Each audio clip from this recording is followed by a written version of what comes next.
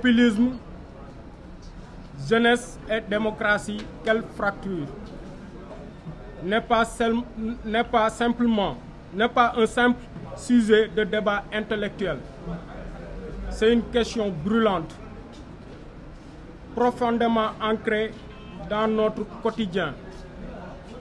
Une réalité marquée par les doutes, les colères, mais aussi par les rêves, les élans et les espoirs.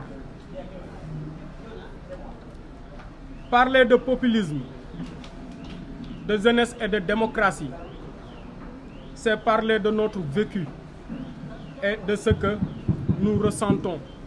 C'est aussi évoquer cette jeunesse pleine de vie, d'idées, de créativité, mais qui trop souvent se heurte au mur de l'invisibilité, au silence des institutions, à la lenteur du changement et qui devient ainsi une proie facile pour les discours populistes. Aujourd'hui, les fractures sont bien réelles. Elles se creusent entre générations, entre centres et entre périphéries, entre ceux qui y ont accès aux opportunités et ceux qui en sont systématiquement écartés.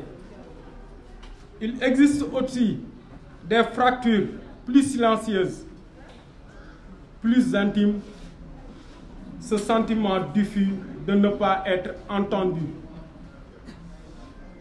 de ne pas compter, d'être abandonné par les institutions censées nous représenter. Partout, les jeunes s'interrogent. Pourquoi voter? Pourquoi encore croire? Pourquoi espérer dans un système qui semble l'ignorer? Ce désenchantement est mondial, mais en Afrique, il prend une résonance particulière, comme le rappelle l'index Mo Ibrahim. Plus de 70% de la population africaine a moins de 30 ans. Pourtant, cette jeunesse est rarement représentée, rarement écoutée, rarement impliquée. Le philosophe camerounais Achille Mbembe le dit clairement.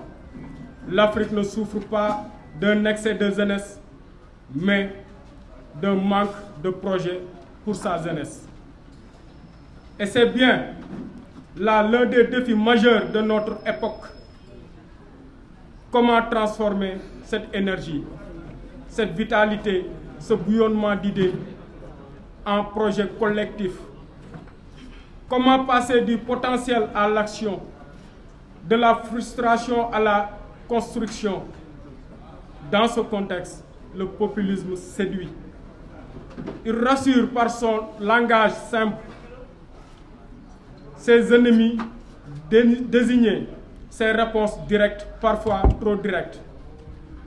Il transforme la colère en slogan et redonne à certains le sentiment d'être enfin vu, enfin entendu. Mais attention, le populisme n'est pas une solution. C'est un signal d'alerte, un symptôme, un cri, comme souligne Noam Chomsky.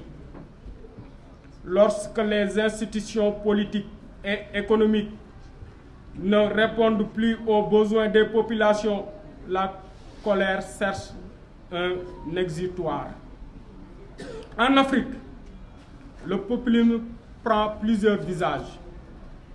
Il dénonce la présence étrangère, la mondialisation perçue comme néocoloniale, ou encore le vide laissé par des partis politiques traditionnels, épuisés.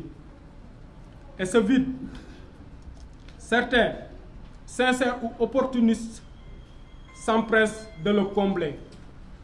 Faut-il alors céder au fatalisme? Certainement pas. Le penseur burkinabé Joseph Kizerbo parlait d'une démocratie enracinée, une démocratie qui ne copie pas, mais qui s'inspire de notre histoire, de nos traditions de dialogue, de notre sens du collectif. Et cette démocratie-là, des jeunes la font déjà vivre. À travers les budgets participatifs, les comités de quartier ou des mouvements citoyens comme Y en a marre ou le Balai citoyen du Burkina Faso, des jeunes prennent la parole, s'organisent et proposent. Ils refusent d'être des simples spectateurs. Ils veulent être les